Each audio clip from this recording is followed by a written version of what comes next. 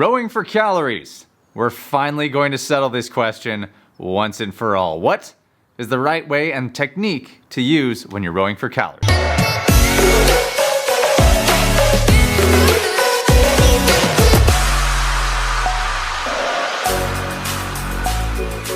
So probably the most commonly and repeated over and over question that comes when it is calories for rowing is, what damper setting do I use in order to get the most calories while I'm rowing? So I'm going to answer that in a second, but first let's get to the technique piece, because that's actually a really critical discussion to have as well. Ultimately, we need to answer what is the right technique to use when calories is the unit of measurement du jour. That means of the day. For those that aren't, familiar with colloquialisms or French. Either of those. Now, when it comes to technique, people get tripped up because people around them are telling them that they should be getting 1 calorie per pull. First off, those of you that are here know that that is wholly inappropriate for one very specific reason. But number 2, they're also told they should take big strokes or big pulls. And finally, maybe that they should take big long strokes and then rest and relax. All 3 of those are fallacies, but let's discuss why, and then you can understand and you can speak to it knowledgeably. All right, the most important part is let's just dispel with the myth of 1 calorie per stroke being the thing that everybody should be striving to do. Listen, if somebody can't squat 225, we aren't going to tell them that that's the thing they should be striving for, because that's just an arbitrary unit that doesn't actually benefit the person. Trying to get a calorie per stroke is not what you should be shooting for. You should be shooting to get as many continuous calories per hour as possible, because by doing that, you are increasing your efficiency and your ability to pace. Calories is another unit of measurement, just like pace or stroke rate or meters, whatever they are. You just need to understand that it's just another unit of measurement. Trying to get 1 calorie per stroke, that's not the unit of measure, because just because you can't get 1 calorie per stroke doesn't mean that you aren't doing it right. Right? It's this arbitrary number that for some reason we've loaded onto the shoulders of everybody when we talk to them about calorie rowing. It's a myth. There's nothing to that or no reason to do that. Your goal is to maximize your calories per hour as a unit of measurement consistently across time, because that will give you the most effective outcome. Of course. A second is this myth of run that we need to talk about. Taking a big stroke and then just sitting there and hanging out.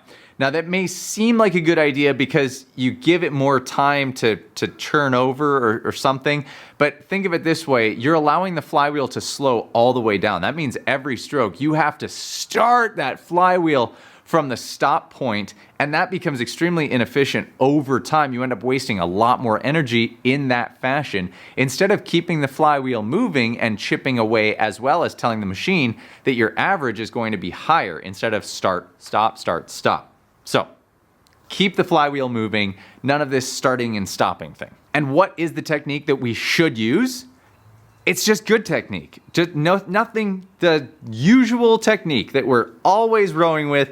That's the technique you want to use when you get onto the machine for calories, because your goal is to create consistency and efficiency, as well as you're maximizing your ability to put force into the machine every single stroke. Not just 1, not 2, not 3, but all of the strokes. Every stroke ever, your goal is to maximize it over the time span in which you have to work. And the thing that probably trips people up most about calories and why it may be a bit confusing is because, for example, with meters or split, you're seeing feedback every single stroke. But with calories, because it needs to calculate as you are moving, you're not going to see input happening every stroke. You have to understand that you are going to aggregate those calories over time, which is what's going to make you effective. So you need to understand that while you may not be seeing those calories tack up every single stroke, it is constantly calculating, and that is the important part. And that's why looking at calories per hour is more important than staring at the calories number. All right, what this means at the end of the day is focus on the important parts of the stroke. A good catch, a good drive, good body position, posture, for example, and just consistently over time, I can't say this enough, applying consistent force into the machine, and that's going to give you the most bang for your buck. Now, the damper setting question. A quick run through of what damper setting is and is not. Damper setting is simply the adjustment on the side of the flywheel. It's something that you move up or down, and all that does is adjust the amount of air that makes it into and out of the flywheel housing. This determines neither whether you are strong or weak. All it does is make the flywheel feel heavy or light. That's going to depend and change based off of what type of athlete you are and whether or not you're fast twitch or slow twitch. The important part is that you spend time with damper setting, understanding which is right for you, not being told by somebody else that a 10 makes you strong and a 1 makes you weak. In fact, it's often the inverse of what people typically expect, which is that a lower damper setting might be more advantageous to a fast twitch athlete who might be stronger, and a high damper setting may be more advantageous to a more endurance-based athlete who is more slow twitch and therefore needs a little bit heavier damper setting or flywheel feel in order to connect to the machine. Wow. All right, so with that being said, the important part to note is that as you are moving with the machine, you should be simply using the drag factor that is optimal for you. Going outside of that range, for example, using a 10 because you're told that you need to row at a 10 for calorie purposes or that it's going to give you more calories, is totally false. In fact, moving outside of the range in which you normally work on the machine is in fact going to be a detriment to your performance, because it's going to mean you won't be able to achieve the same calories per hour, again, the pacing unit, the one that matters, over a prolonged period of time. And where that really ends up hurting you is that you're in the middle of a piece in which you are trying to really get the most out of the machine, and because you are at this damper setting that's not normal for you, nor is it best for your performance, you end up suffering early and quickly, and the performance piece just does this. You start to tank because you get exhausted. Whether it's exhausted because you reach muscular fatigue much faster than you used to, or your heart rate climbs a lot higher and you're breathing faster than you are comfortable with, you find yourself in a place where you can't perform, and yet you still have all of these calories to go.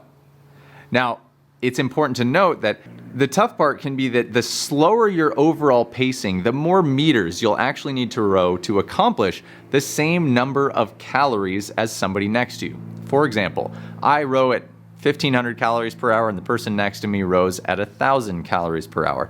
Not only will they have to row longer to achieve the same number of calories, but on a not quite exponential, but definitely a sloping curve, they're going to have to row a lot more meters to get the same number of calories as I am. Therefore, it behooves you to maintain the highest possible average for yourself instead of getting thrown out of your normal comfort zone. So the answer is, use the damper setting that makes the most sense for you. You're going to be happier, the machine's going to respond better, and overall, you're going to end up with a faster and more beneficial workout. And one final important note, and this has to do with that sloping curve that I was telling you about on performance and whether or not your output is as high as possible.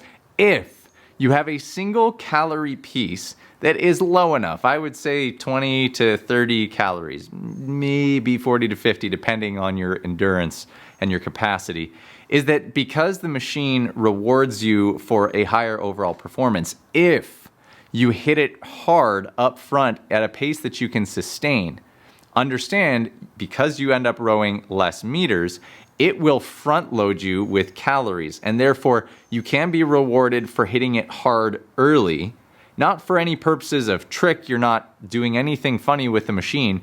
All you're doing is setting the bar artificially high with something like that. So this is only something to use if, for example, you're doing a 20 calorie piece once. If you have to do it over and over and over, this method isn't going to work because you will tire yourself out so much in that one piece. It doesn't become usable and you just throw it out. But if it's a single piece, know that you can essentially tell the monitor, hey, I'm going to work really hard and high for you, and it's going to reward you early with a lot of calories up front, which will then give you kind of an artificial bump on your performance. All right, that should definitively answer the question of how to row for calories. The technique is the same. The damper setting is the same. The strategy may be slightly different, but that's it. It's only a strategy difference, not anything else, not anything of substance.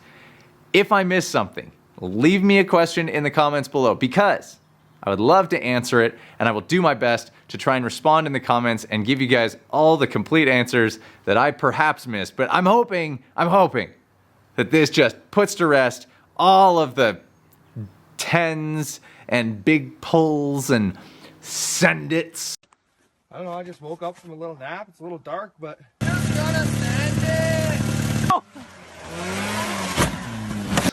that exist out there. Thank you for tuning in with us again. This is Dark Horse, where you are the hero of your own story and we're the guide that helps you get there.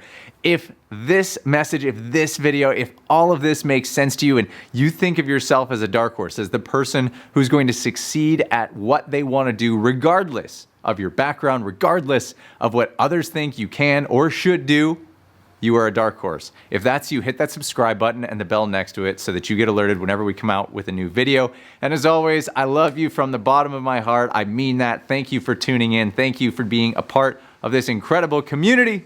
And we will see you on the other side.